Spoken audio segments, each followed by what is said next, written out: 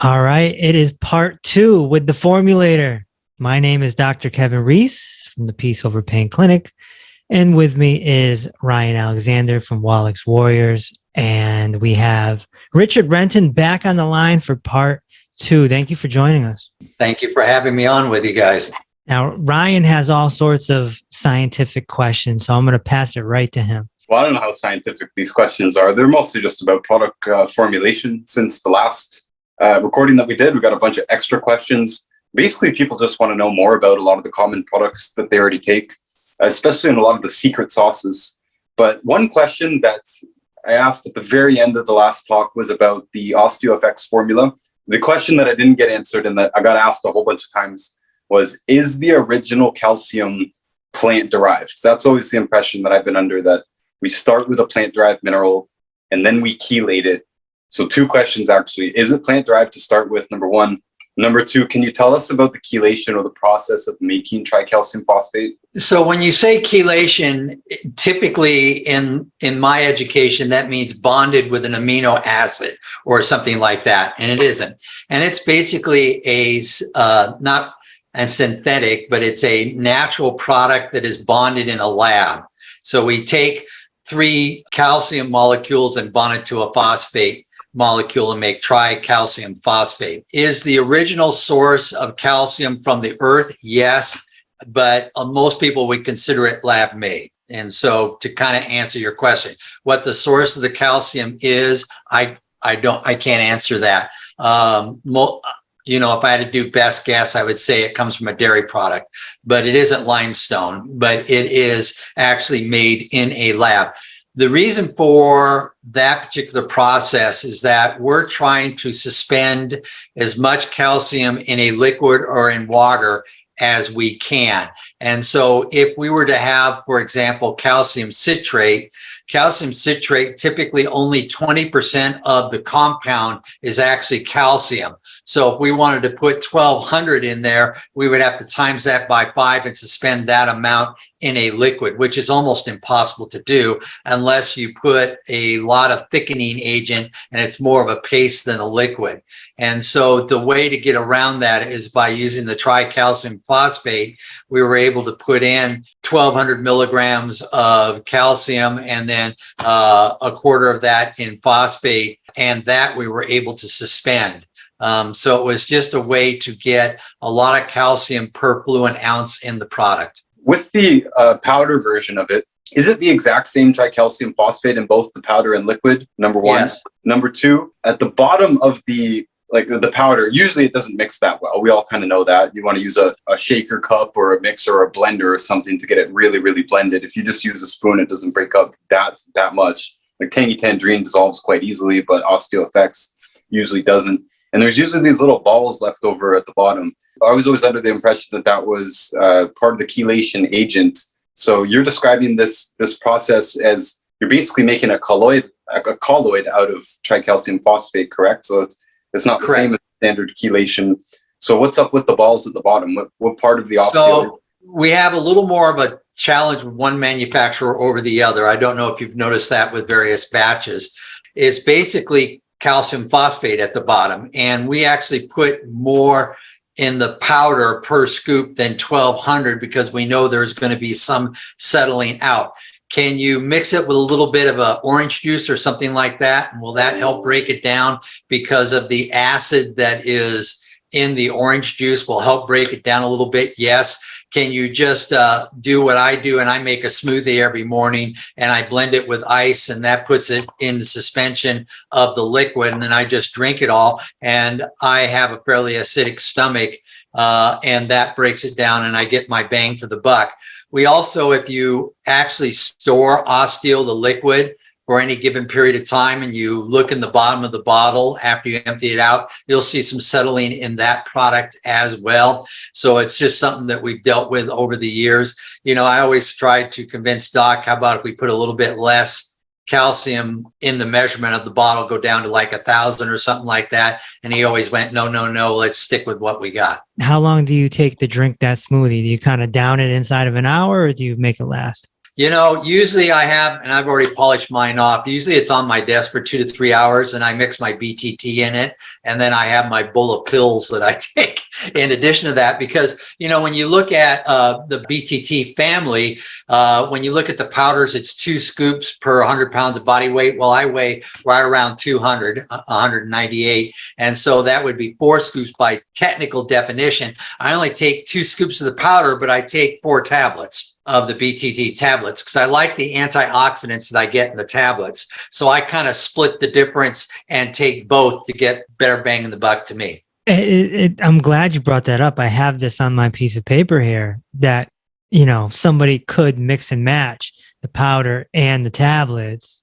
Yeah. If someone wants to just do the tablets, which I totally understand, but we don't have much trace minerals in it. Off the top of my head, I want to say 50 milligrams per dose. And so I would encourage them to also get the trace minerals, the mineral caps, and take 1 mineral cap at least every other day in their regimen to get more trace minerals out of the formula. Yeah, a lot of us mix and match it, by the way, Dr. Riesel. I do, I don't take the full dose of Tangy Tangerine. I'm only closer to 150 pounds than 200, but I don't feel the need to double the dose. And some people like Ben Fuchs, he says that the dose is really, really high of Tangy Tangerine. So if you're going to mix and match it like that, or be like me and not take the full dose of Tangy, like I take a minimum of the 1 serving.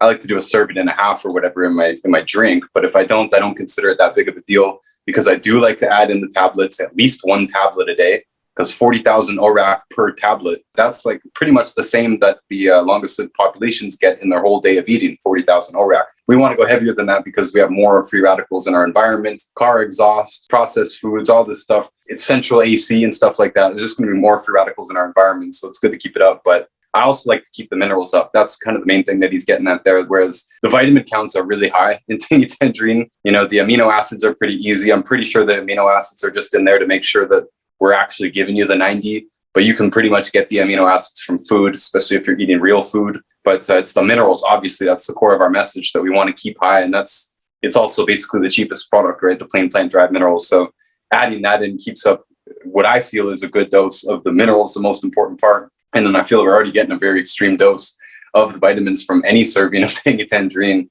And you add in 1 tablet on top of that at least, and now you got the antioxidants. I think that's a great program. I do really good on that. And just to add on to your line, because I agree with you, when I talk to people and they're basically taking the product as a maintenance dose, in other words, they're really not trying to overcome a major health challenge, then 2 scoops of Beyond Tangy Tangerine, even if you're at 250, is probably adequate. Still, you may want to add some more of what I call the petals of the flower if the 90 is in the middle.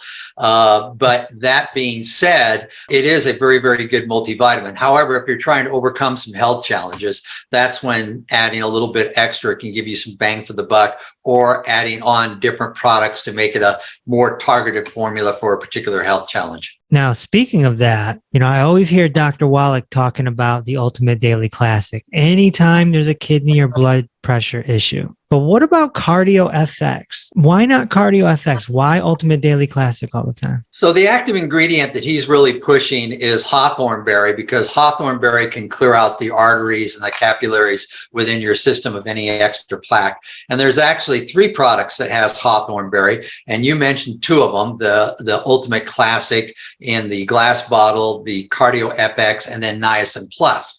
They all have it. So they're all interchangeable. It's just his personal favorite. Okay. That was actually my second question too. The difference between Cardio FX and Daily Classic. Ultimate Daily Classic is a ProLine product. So does that mean there's a proprietary formula in there? But they're about the same price. What's up? What's the difference between the 2? Well, tablet versus capsules, because capsules always cost more than tablets in the manufacturing world. But the Ultimate Daily Classic has a few vitamins in it. The Cardio FX, which is a formula that is now 24 years old, is basically garlic and hawthorn berry. It's just really a targeted product for the cardiovascular system. I like them both. Kind of all depends on who I'm talking to and what their challenges are. In fact, I even think the amount of hawthorn berry, and I could be wrong on this, I'd have to double check. I think it's the same on both of them. And so that I just checked recently, so I could tell you Cardio FX has higher the hawthorn. Well, then I probably lean a little more towards the cardio. 2,000 products. I don't have all of them totally memorized anymore. You know, for the heart, niacin plus, if you don't mind the chance of getting a mild niacin flush, I like that too, because niacin is really good for your heart. It's just that if, as a distributor recommending it to my customers, I always try to educate them what a niacin flush is. It really doesn't do any harm. It's a detoxing situation that causes a mild rash. And even though we use a non-flushing niacin, it is still such a large dose that if you're sensitive, it still may occur. Yeah, and I've heard doc give both in the same protocol sometimes, depending on the circumstance. Since we're comparing, what about Sweet Ease versus glucogenics? So my personal favorite is always start people out with Sweet Ease, and that's because I'm Scottish, and there's quite a price change between the two. And so if the health challenge on blood sugar can be adjusted by the amount of cinnamon, chromium, vanadium you can take, then save your money. The other formula does have trademark products in there, which makes it quite a bit more expensive.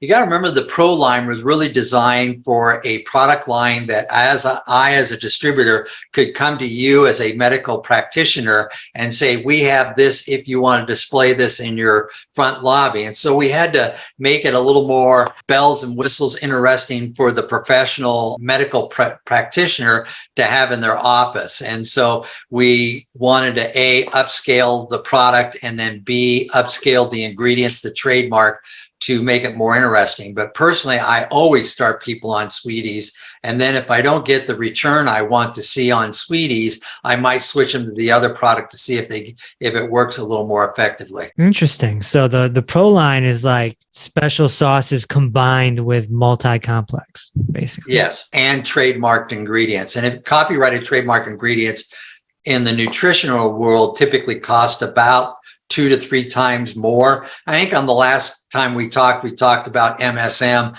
I can get MSM from China for probably about $3.50 a kilo now, versus if I get Opti MSM from the people in Vancouver, it's closer to $12 a kilo. But all the studies are always based on the Opti MSM. And so that's the MSM we choose to use in everything. But being honest, you could always cut a corner and not use a trademark product and make a less expensive product, even though we avoid like the plague buying from China. Now, last time we talked, you laid out your favorite digestive protocol. Do you have one for eyes? Eyes are kind of a different beast. Glaucoma seems to have hawthorn berry as your best chance. You get better blood circulation. You won't cause as much damage to the nerve endings in your eye. Macular degeneration, however, I find that the best success is the 90 essential nutrients, Ultimate Daily Classic, and then Occutive. Now, when Dr. Wallach worked with Dr. Pugh, that was like 15 years ago, and where he had like 15 patients all with macular degeneration, and we just gave them Vision FX plus the pig pack.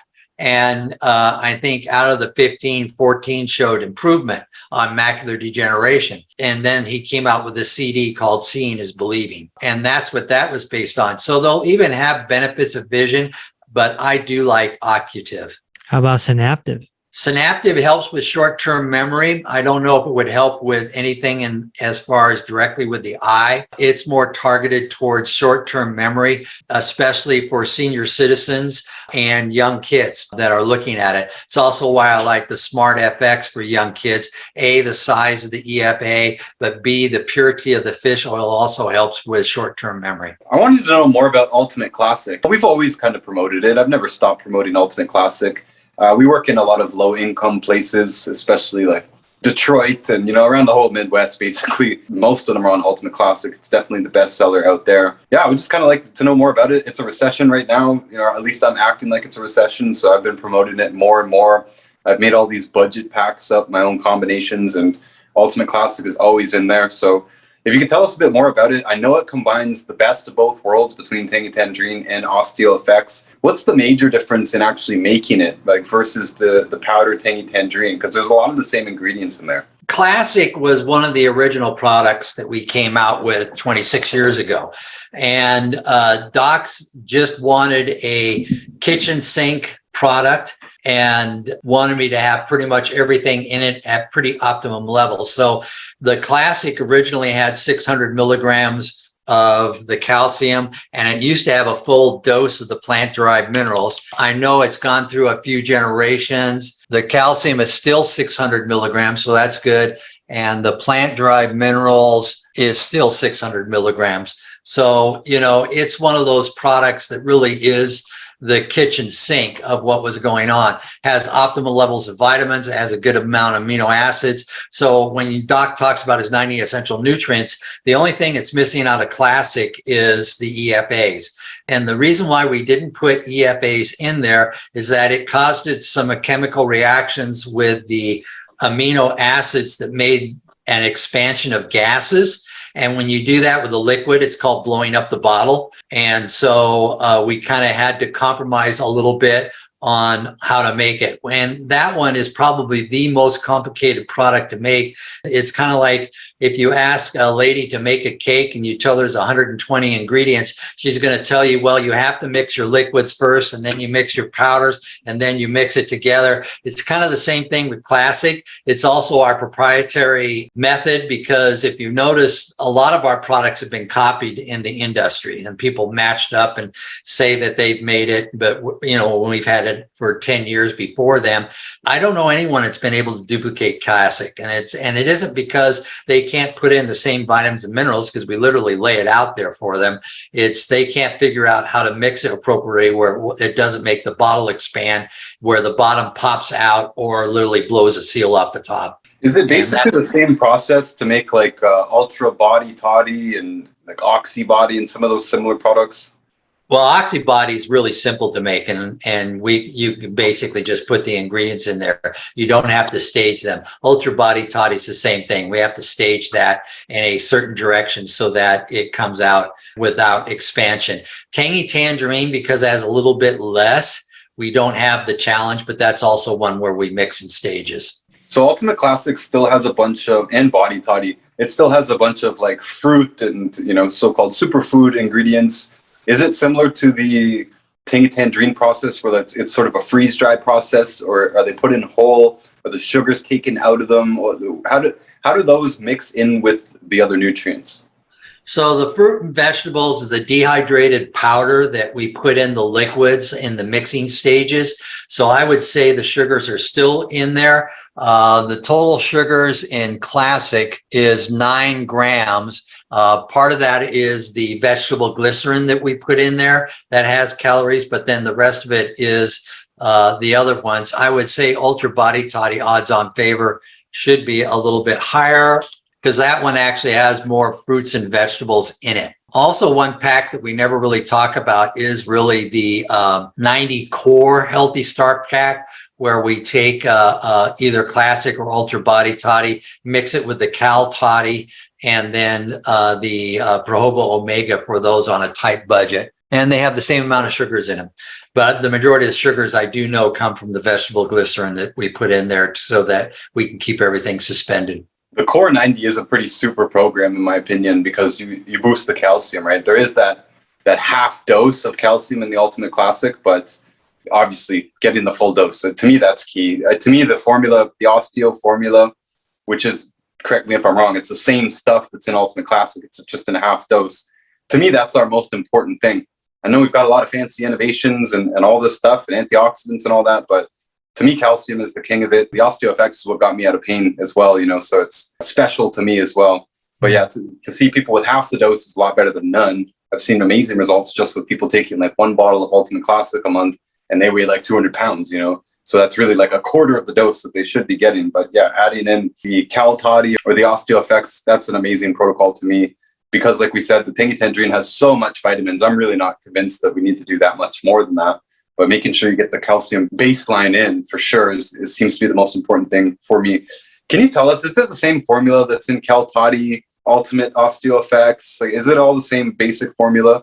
No, the big difference between Cal Toddy and the Osteo family, Cal Toddy has 600 milligrams of magnesium in it. When I made the osteo, we tried to do 600, but I used a fast absorbing magnesium, and it worked just as effective as milk as magnesia does. And so we had to back off on that one because we were getting quite a reaction to it, but it's a different form of magnesium that we use in the Cal Toddy, so it doesn't absorb as fast and you don't get that soft stool scenario. And so I like it a lot because you get a lot of people that do the research that your body needs twice as much calcium as it does magnesium, but you need that ratio for many body functions. And what they think when they read that is that when you take the product, it has to be at that 2-to-1 ratio. It's really not true. It has to be in your body at that ratio. You don't have to take them at that ratio. And there's a lot of foods out there, especially if you eat green vegetables that have magnesium and whatnot in it. But in general, I like Cal Toddy just because of the magnesium level in it. And I probably out of my warehouse sell as much Cal Toddy as I do osteo liquid now. Now, here's a product people don't talk about much. Tropical Rainforest. It has some herbs in it. In my education was always taught that herbs are plant medicine. And I was taught you take a medicine as long as you have a health challenge that you need to be directed to. Yeah. Versus vitamins and minerals and amino acids are nutrients, right, and that you need them all the time. And so even though I like tropical because A, it's more palatable, B, it's some of the lower doses on the vitamins, because it has the herbs in there, I usually don't recommend it just because it kind of goes against one of my simple philosophies.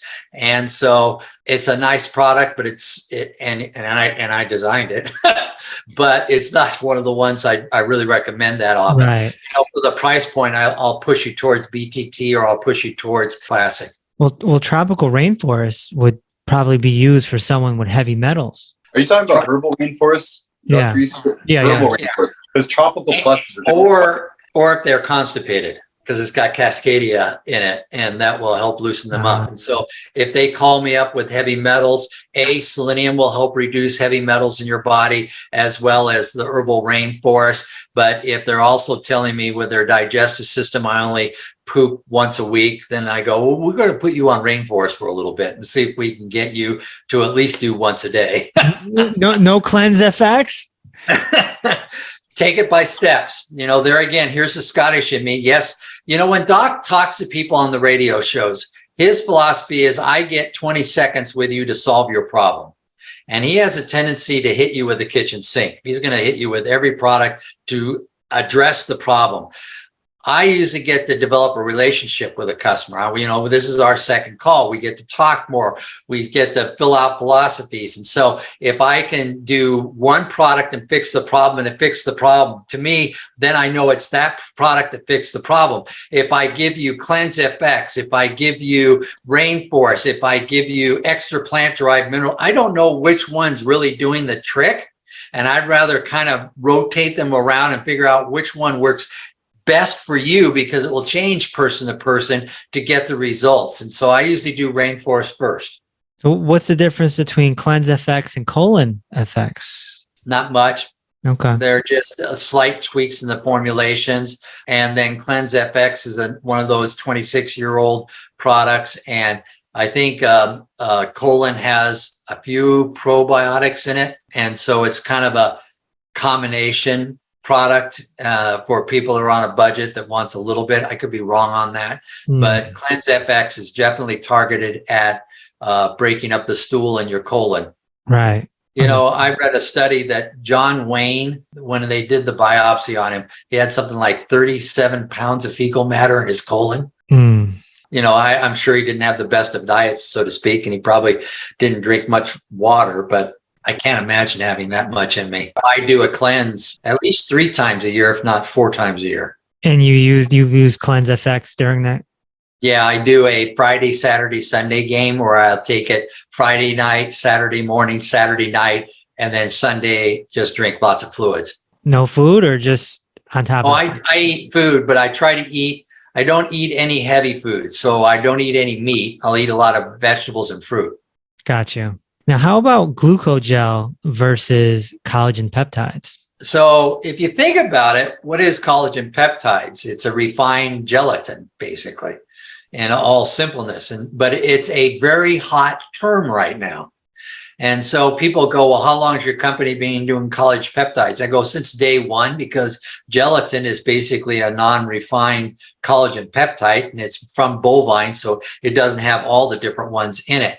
And you can see results from both. And so we have one that's specialized towards joint, and we put more joint supplements in it, but you can see the point, you can see the benefits. You got to remember that, but I don't think the joint peptide has manganese in it. And I always like to kick up the manganese just a little bit in the Glucogel for joint support, because it seems like manganese is one of those supportive side minerals that most joints need, and it's one we traditionally don't pay much attention to. So I kind of snuck that one in. Which Glucogel do you prefer, liquid or caps? It all depends on the challenge. So I always talk to people, I kind of do the drug game. The drug game, they always put those pictures in the reception area or in the doctor's office where it has a happy face, and that's a 1, and it goes all the way to 10 that has a red angry face to kind of measure pain, and you're supposed to point your finger at which one. Well, the drug companies came out with that to increase the sales of drug medicine. I kind of ask people on a scale of 1 to 10, if 1 means it's just a irritant and it's no big deal, and 10 means cut off my leg and replace it, please, where do you think you are with your joint pain? And they give me a number. And if the number is 1, 2, 3, 4, then I target it more towards the capsules. And I increase the number, the bigger, the higher the number. When they get up into the 6, 7, 8s, I like liquid Glucogel, and I seem I get more success. If the joint challenge has anything to do with the spinal column, I seem to get more results with the liquid Glucogel. And Doc lately has been talking a lot about irregular heartbeat having to do with a compressed nerve in the spinal column, right at the base of your neck. And on that one, I almost always recommend liquid Glucogel. He recommends the capsules. I recommend the liquid. And I just, with talking with people, they seem to get faster results. There's also Beyond Liquid Glucogel, which has a lot of antioxidants in it, has a higher ORAC score, even though I can't tell you what it is off the top of my head, than liquid Glucogel, but I still get better results out of liquid Glucogel. Yeah, I'm playing around with Glucogel Plus right now. Tastes very interesting, like chocolate almost. Almost. I always deal, which one do I see better results? And the liquid Glucogel, even though it doesn't taste very good, but I found that if people have joint challenges and they're in pain, they don't care what it tastes like. Right. They'll drink classic straight. Yeah. Are you okay? Are you okay with the liquids going right into, with the 90 Essential, or to be a separate shot? Put it in there. Okay. You can put the osteo in there too. Yep. Okay. And the peptides. So we were talking about the sugar count, and you're mentioning that they mostly come from plants, right? Fruits and vegetables and stuff. Is there any products that we have where we actually add sugar in on its own? That is a Youngevity core product. No, we do use NutraSweet and stevia, which technically aren't sugars, but they're flavor enhancers that are sweet. And I wish we would use less, because I have more of a European palate, and I think a lot of our products taste too sweet. But it's not like we're adding sugar cane. So the the OsteoFX liquid has sugar on the label. It's not sugar added. It's from the flavoring ingredients, the fruits and vegetable ingredients themselves, and the vegetable glycerin that keeps it all suspended. Okay, yeah, that's what I wanted to know. People are concerned sometimes. Why does this have sugar in it? Whereas I usually promote the powder anyways. It doesn't have sugar, but then it has the flavorings, which we covered last time. We don't need to cover that again. But it's good to know. Is Rebound the same thing? We don't add sugar to Rebound. That's just from the fruits and vegetables? Yeah. Cool. Now, there's one ingredient that weirds people out on OsteoFX powder, and I kind of understand it, but I'd like you to explain it. They use a vegetable oil powder. I don't know if it's vegetable oil, but it's an oil powder. How does that work, and what is it in there for? It's like the last ingredient on the label. Yeah, okay. So you got to remember, when you look at those, when it's in other ingredients, it goes from greatest to least by volume. We have that in there so that during the mixing part of mixing the powders, that we get a better mix. And so we have to put very little in. I would guess we're talking not even a couple milligrams for a jar, but it's just part of that staging of mixing where we can break up the lumps better and it mixes better. It's in a very, very low amount. I mean, it's less than the flavorings, it's less than everything else because it's in that other ingredients. But it's a good thing to point out to people because they also ask the same thing on the preservatives that we talk about. And I go, you'd be surprised how little preservatives are in there. And in other ingredients, we're not supposed to put the actual weight amount in there. So we can't, according to the FDA, tell you that. I don't know why, but that's their game on their labels. If there's 10 other ingredients and it's in the bottom 4, it's such a low amount. It's really not to be concerned. So what's up with the powderized part? It's like it's dried out first? No, it's mixed first as a liquid slurry, and then it's spun dry to remove the moisture. So I imagine that would remove most of the oxidation problem as well. Yes. So if you kind of think about it, we make it as a slurry and we make it in a mixing bowl, and then we put it in a dryer and we spin dry it. And then we have a really fine mesh that collects the powder. And then we lay the powder out and let evaporation bring it down to the final liquid measurement. And it's 92% of the liquids pushed out. 93% is the minimum. So I apologize if I have so many questions about OsteoFX, by the way, but I already told you it's very special to me. And you mentioned earlier that you're using 2 manufacturers for Osteo. Is that why the older formula, like a year ago or 2 years ago, it was always yellow to me, and now it's mostly white? I have one friend who's been complaining about this, by the way. He's like, man, when are we going to get some of that yellow stuff back? I need the yellow stuff. So the yellow stuff, we have 2 manufacturers, and we actually still bring it in per batch. The only problem is that it's under one SKU number. And so there's no way if you call up Chula Vista that you can say to them, can you give me the original manufacturer versus the new manufacturer? If they get really sensitive about it, they can call me and I can look at the batch numbers and I can tell you by the batch number who the manufacturer is. The coloring that came from it primarily is the flavor package that we add to it. And that's why there's a little bit of a yellow tint to it. And the 2 Osteos to me taste slightly different. If I have my druthers, I wish there were 2 different SKUs, because if you actually look at them, the formulas are slightly different between the 2. But that wasn't something I got to get involved with. But you can bring up the supplement fact panels and actually see the difference. Are they still using both manufacturers interchangeably? Yes. Okay. And the whole reason for the second manufacturer was supply chain problems when we were in the middle of COVID, and the original manufacturer was having trouble getting the flavor package and whatnot, and was put on a 6-month wait to get it. And Youngevity likes to do 3-month POs. It's just like EFAs. We had a huge problem.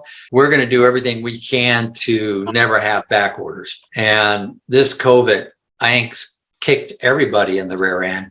But as far as supply chain, it would have been a lot easier if we made products that only had 1 ingredient in it. If you think about it, this product, if they're missing 1 ingredient, they can't make it. And so you have a lot of challenges when there's that many items in there. Understood. 2.5 really came about because we kept running out of 2.0 and we made some changes in the formula. Starting to run out of time here, but I wanted to know if you could talk about Z-Radical a little bit. It's one of my favorites. So if anyone wants to do some interesting reading and really likes to read more scientific stuff, I love PubMed.gov. And if you put in the active ingredient of Z-Radical, which is the fucoitin, there's over 3,000 studies, I think, on how it shrinks tumors. And we can't use the words, people. So don't use the words, because we can't. We're nutritionists. Can't use the words. It's why don't we have that Clemson study when it talks about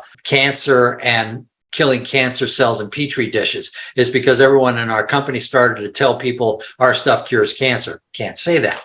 So we had to pull that study off that no one could show. But you know, if you go and you read what fucoitin and the studies on fucoitin have been done all over the world, it's amazing that it's not used in more products. And so the question on mine versus Z-Radical versus Fucoid Z is, do you want the antioxidants of the super juices that are in the liquid? And personally, I recommend that first. Victoria Braun, who's a great lady, she brought the Escape product line to us, and she works with people, and she actually has them take both. And she says, it's not like you're getting twice as much. It's kind of like when you have one child, it takes so much effort, but when you have that second child, it seems like it's 3 times more work because of the 2 kids picking on each other or whatever you want to do. She says when people really need the benefits of fucoitin and they take both styles, they get a better bang. But, then we're looking at a price tag and what can people afford? It's kind of like the beta glucan. I love beta glucan 500.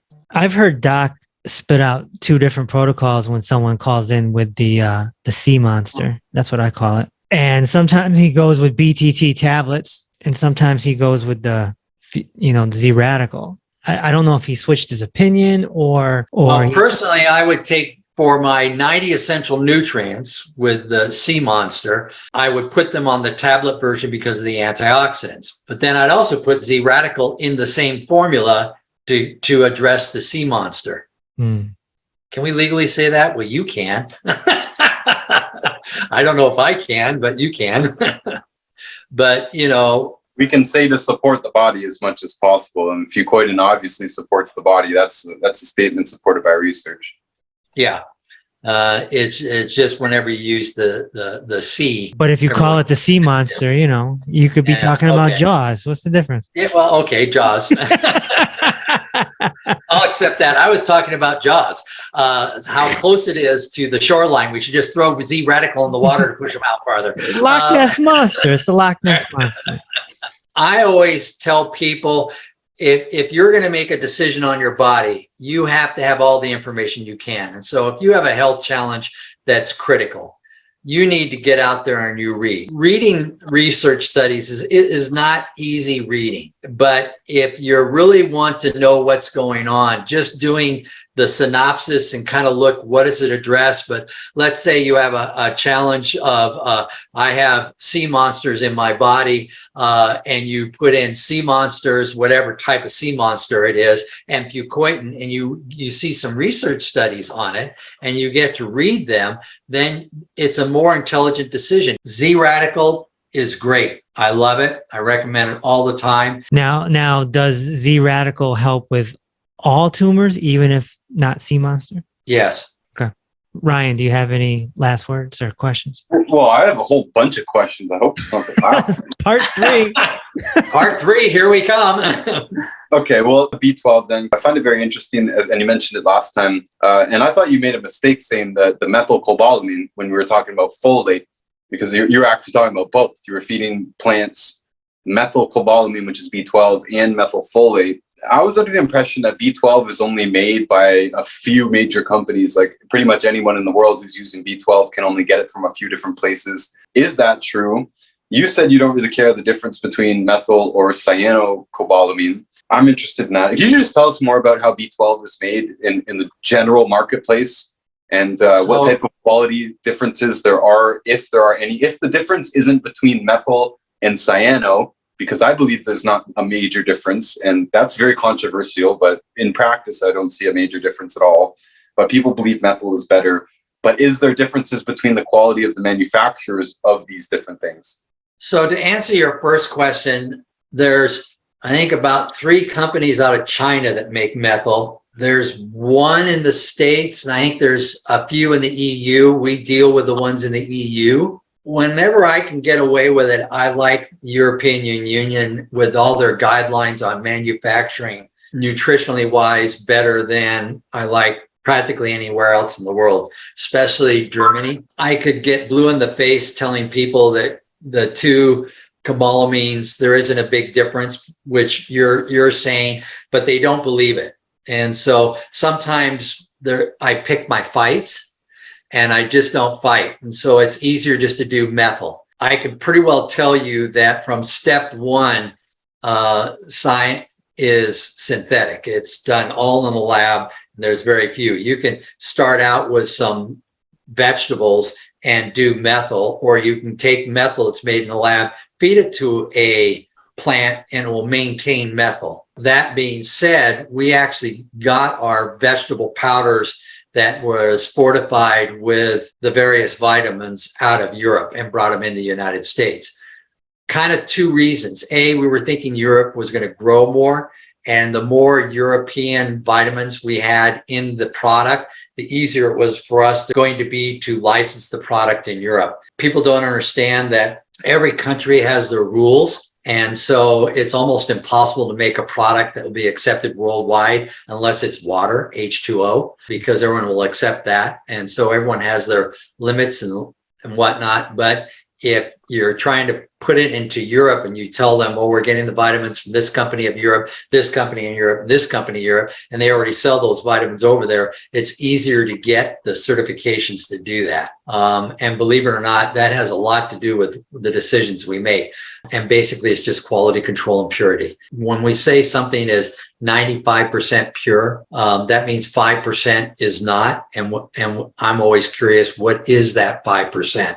And the European companies, it's not to be worried about. Where China, you can find more heavy metals in them and things like that, which makes me nervous. Last question. Does anyone ever guess that you're almost 70? No, I mean, if I shave this off, I can make myself even look younger. I've been around for a while. What can I say? I usually give it away when I start talking about things I did way back in the past, like watching the Andy Griffith show and things like that. But we'll go with that. All right, cool. Well, thank you for your time today. Appreciate it. All right, you guys be well, and I'll see you on Facebook.